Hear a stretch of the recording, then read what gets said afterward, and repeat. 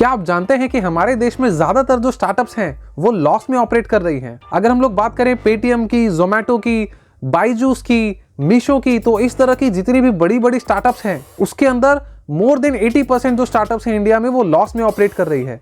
और लॉस भी ऐसा नहीं कि 1-2 करोड़, 100, 200, 300, 500 करोड़ रुपए का वो सालाना लॉस कर रही है और फिर भी वो कंपनी मार्केट में एग्जिस्ट कर रही है। आपने कभी सोचा है कि ऐसा क्यों हो रहा है? आखिर उनके पास में इतना पैसा कहां से आता है? क्यों वो इस तरीके से लॉस में जानबूझ के ऑपरेट करते हैं? ऐसी क्या उनके पास में स्ट्रैटेजी है या फिर उनका क्या माइंडसेट है कि वो लॉस में बिजनेस करके अपने आप को ज्यादा बड़ा बनाना चाहते हैं? तो इस तरह के सवालों के जवाब आपको इस वीडियो के अंदर मिलने वाले हैं। अगर आपको वीडियो इन्फॉर्मेटिव लगे तो वीडियो को लाइक करिएगा, शेयर करिएगा, हमारे इस चैनल को अभी सब्सक्राइब कर लीजिए।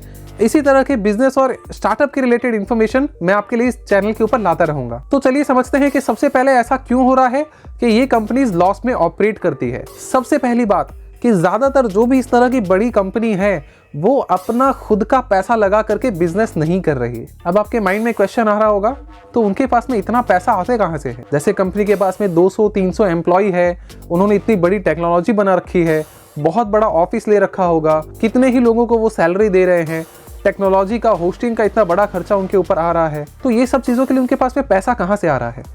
तो मैं आपको बता दूं कि इस तरह के स्टार्टअप्स के ऊपर बहुत बड़ी जो वीसी कंपनीज होती है, वेंचर कैपिटलिस्ट फर्म्स या एंजल इन्वेस्टर्स जो होते हैं, वो इन स्टार्टअप्स को या इनके फाउंडर्स को पैसा देते हैं कि आप इसको बिजनेस को शुरू करो। अब आप सोचेंगे कि अगर ये बिजनेसेस पहले ही लॉस में ऑपरेट कर रहे हैं और अगर ये सालों साल तक लॉस में ऑपरेट करते जा रहे हैं तो भी इनको और पैसा कहां से मिल रहा है? जैसे मान लो किसी को शुरू करने के लिए अगर किसी ने 1 करोड़ रुपए दे दिया, अब पता चल गया कि उसने 1 करोड़ रुपए का 1 करोड़ 10 लाख भी नहीं किया, 10% भी गेन नहीं किया, बल्कि उसने वो 1 करोड़ रुपए एक ही महीने में, 2 ही महीने में खर्च कर दिए, तो फिर उनको दूसरे और इन्वेस्टर्स या फिर वही इन्वेस्टर्स उनको और ज्यादा पैसा क्यों दे रहे हैं? इसके पीछे एक बहुत बड़ा कंसेप्ट आता है जो कि है LTV का। ज्यादातर जो स्टार्टअप्स या फाउंडर्स को पैसा मिलता है वो कहीं ना कहीं या किसी न किसी तरीके से बहुत ज्यादा एजुकेटेड या एक्सपर्ट हो चुके होते हैं अपनी उस फील्ड के अंदर। हमारे देश में लोगों को ऐसा लगता है कि सिर्फ एक आइडिया के होने पे पैसा मिल जाएगा, पर ऐसा नहीं है। अगर कोई IIT से, IIM से पढ़ाई किया हुआ स्टूडेंट है तो वो अपने माइंडसेट से ऑलरेडी इतना ऊपर उठ चुका है कि वो दूसरे लोगों को बीट आसानी से कर सकता है, या फिर उसकी जो कैपेबिलिटी होती है वो नॉर्मल पर्सन से थोड़ी ऊपर हो गई है, क्योंकि उसने 15-15, 20-20 घंटे पढ़ाई की है, बहुत कुछ अपने उस फेज के अंदर उसने डेवलप किया है, जिससे इन्वेस्टर्स को ये लगता है कि ये जो पर्सन है अगर ये इस आइडिया के ऊपर काम करेगा तो इसके अंदर भी ये जी जान लगाएगा और इसको सक्सेसफुल बनाएगा। पर अगेन वही बात आती है कि अगर वो ऑलरेडी लॉस में है कुछ समय तक, 1-2 साल तक, फिर भी उसको और फंडिंग और इन्वेस्टर्स क्यों मिल जाते हैं? इसके अंदर एक कंसेप्ट आता है MVP का, मिनिमम वाइबल प्रोडक्ट। कोई भी स्टार्टअप या कोई भी फाउंडर जब शुरू करता है किसी बिजनेस को, तब उसके अंदर वो अपने उस प्रोडक्ट को बना करके कुछ मार्केट में टेस्ट करता है। जैसे उसने पहले मान लीजिए कोई टेक्नोलॉजी बनाई और वो टेक्नोलॉजी वो 100, 200, 500, 1000 लोगों को प्रोवाइड करेगा, उनसे फीडबैक लेगा और अगर लग रहा है कि इस तरह का प्रोडक्ट या सर्विस मार्केट में नहीं है तो अब वो उसको स्केल करेगा। अब उसको स्केल करने के लिए उसको बहुत ज्यादा पैसा चाहिए, तो इन्वेस्टर्स के पास में वो जाता है स्टार्टअप फाउंडर और उनसे बोलता है कि भाई ये वाला जो प्रोडक्ट है जो मैंने बनाया है, प्रोडक्ट इन द सेंस कोई भी टेक्नोलॉजी की हम बात कर रहे हैं, तो ये जो टेक्नोलॉजी मैंने बनाई है इसको मैं आने वाले 5 साल में इतने लोगों तक पहुंचा दूंगा कि इसको 2 करोड़ 5 करोड़ लोग इसको यूज कर रहे होंगे। तो यहाँ पर कंपनीज या जो इन्वेस्टर्स हैं वो क्या सोचते हैं कि यहाँ पर हो सकता है शुरुआत में कस्टमर जो हमारे पास आएगा वो शुरुआत के 1 महीने, 2 महीने, 6 महीने हमें बिजनेस नहीं दे, हमें प्रॉफिट नहीं दे, लेकिन जब हम मार्केट में एस्टेब्लिश हो जाएंगे, जब हमारा कोई कंपटीशन नहीं बचेगा, तब हम अपनी वैल्यू के ऊपर काम करेंगे, अपनी प्राइस के ऊपर काम करेंगे और तब इस पब्लिक से हम लोग पैसा अच्छा खासा ले सकते हैं। आपको पता नहीं होगा, गूगल जो हम लोग जानते हैं आज के टाइम पे, वो भी सबसे पहला सर्च इंजन नहीं था। गूगल भी I think 27th search engine था। गूगल के पहले 26 ऐसे सर्च इंजन आ चुके थे, लेकिन गूगल ने अपने आप को, अपने एल्गोरिदम को इतना अच्छे तरीके से बनाया कि देखते ही देखते समय के साथ में वो सब खत्म हो गए।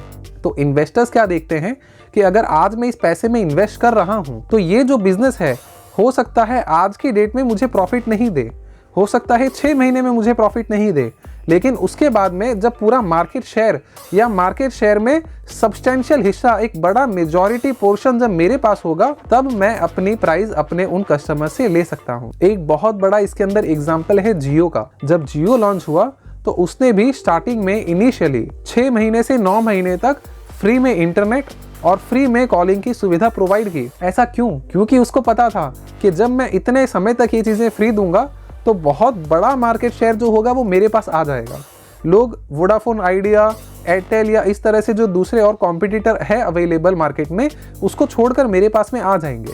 और जब एक बार वो मेरे पास में आ जाएंगे, उसके बाद में मैं उनसे बहुत छोटा सा अमाउंट भी चार्ज करूंगा तो भी मैं बहुत अच्छा पैसा कमा लूंगा कुछ ही समय के अंदर। तो ये जो कंसेप्ट होता है इसको बोलते हैं life time value of a customer. अगर एक कस्टमर को लाने के लिए सपोज आपको 100 रुपए आज खर्च करने पड़ रहे हैं, लेकिन आज वो कस्टमर आपको सपोज 20 ही रुपए कमा के दे रहा है, तो 5 बार वो कस्टमर अगर आके चला गया तब हम लोग ब्रेक इवन पे आ गए कि 100 रुपए मैंने उसको कस्टमर को लाने के लिए खर्च किया और 20 रुपए का एक बार में वो मुझे रेवेन्यू देके गया। अब 5 बार तो मैं नुकसान कर लूंगा, लेकिन जैसे ही जब मैं 6ठी बार उसके साथ में ट्रांजेक्शन करूंगा, वो मेरे साथ में प्रोडक्ट या सर्विस को परचेज करेगा, तब से वो मुझे प्रॉफिट देना शुरू हो जाएगा और तब तक काफी हद तक जो मार्केट होगा वो खत्म हो चुका होगा। तो इस रीजन से इन लोगों को, इन स्टार्टअप या कंपनीज को इनिशियल लेवल पे बहुत अच्छी फंडिंग मिल जाती है। लेकिन क्या हमेशा ये तरीका सही है? आज के टाइम पे बहुत बार ऐसा भी हो रहा है जब उनको फंडिंग मिलना बंद हो गई, अब उस कंपनी का क्या होगा?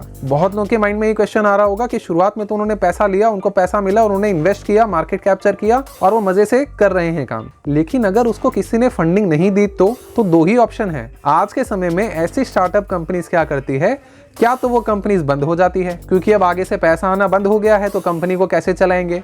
और ऐसा एक नहीं, इंडिया में भी ढेरों स्टार्टअप्स हैं। अगर आप गूगल करेंगे कि name of startups who shut down in particular year 2021 और 22 like this, तो आपको काफी सारे स्टार्टअप्स की लिस्ट मिल जाएगी। दूसरा ऑप्शन ये जो कंपनी करती है वो क्या करती है, आईपीओ निकालना। आज के टाइम पे ये बहुत बढ़िया चीज है। जब तक इन्वेस्टर्स से फंडिंग मिल रही है तब तक इन्वेस्टर्स के पैसे पे बिजनेस को बढ़ाओ, और जब इन्वेस्टर्स ने पैसा देना बंद कर दिया तब पब्लिक से पैसा ले लो। आईपीओ क्या होता है, फर्स्ट टाइम किसी भी प्राइवेट लिमिटेड कंपनी को या फिर कंपनी को शेयर मार्केट में लिस्ट करना। जैसे अभी आज के टाइम पे करीबन कुछ शेयर मार्केट में 5000 कंपनीज के आसपास लिस्टेड हैं, जिसमें से स्टार्टअप बहुत कम होंगी, बाकी की जो कंपनीज होती है मेजॉरिटी प्रॉफिटेबल होती है।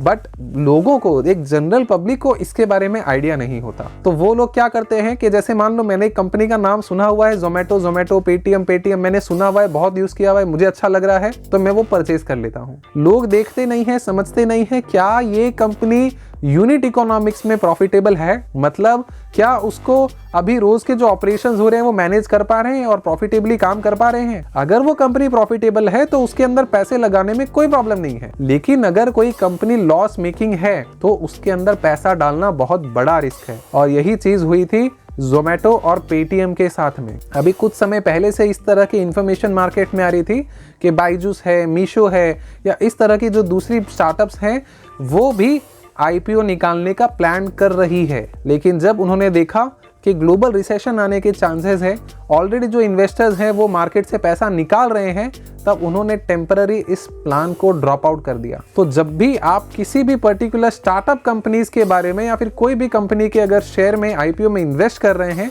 तो आपको ये उसके फिनेंशियल्स को देखना बहुत ज़रूरी है। और ये फिनेंशियल्स जो होते हैं ये पब्लिकली अवेलेबल होते हैं। आप गूगल पे सर्च करोगे तो किसी भी तरह की कंपनी का आपको फिनेंशियल इंफॉर्मेशन डेटा जो होगा वो मिल जाएगा आसानी से। फ्री में भी अवेलेबल होता है, कुछ पेड सब्सक्रिप्शन में भी अवेलेबल होता है। दूसरी एक बहुत बड़ी चीज़ होती है कि अगर आईपीओ नहीं भी आ रहा या फिर आईपीओ का रिसेंटली कोई प्लान नहीं है, कंपनी सोचती है कि आईपीओ में 5 साल या 10 साल बाद निकालूंगी, तो शुरुआत में उनको फंडिंग देने का और क्या कारण होता है? इसके अंदर एक बहुत बड़ा, मैं कहूँ, बबल जो है स्टार्टअप का वो आता है, जिसको एक कहते हैं एग्जिट प्लान। आज के टाइम पे ऐसा कल्चर बन गया है स्टार्टअप के अंदर कि जब भी कोई इन्वेस्टर या वीसीज किसी भी स्टार्टअप के अंदर फंड को इन्वेस्ट कर रहा है, पैसे को इन्वेस्ट कर रहा है, तो वो शुरुआत में पूछता है कि आपके इस इन्वेस्टमेंट के बदले आप मुझे इक्विटी कितना दोगे, जो कि आपने शार्क टैंक में देखा होगा। उसके अलावा उनका नेक्स्ट क्वेश्चन जो बहुत इंपॉर्टेंट होता है कि आपकी कंपनी का एग्जिट प्लान क्या है। मतलब अगर आज मैं एक राउंड कर रहा हूं 50 करोड़ के इन्वेस्टमेंट का,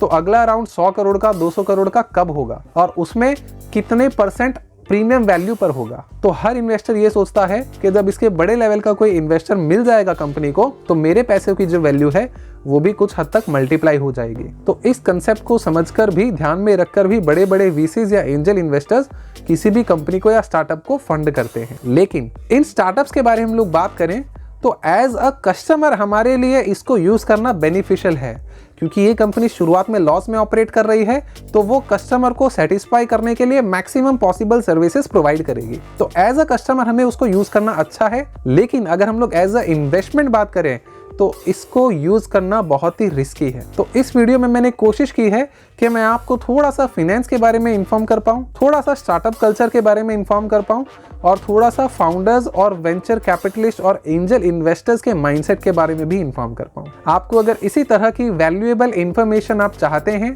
तो आप हमारे चैनल को अभी सब्सक्राइब कर लीजिए। मेरा नाम अंकित अग्रवाल है और मैं इसी तरह की इंफॉर्मेशन आपके लिए लाता रहूँगा। जय हिंद, वंदे मातरम।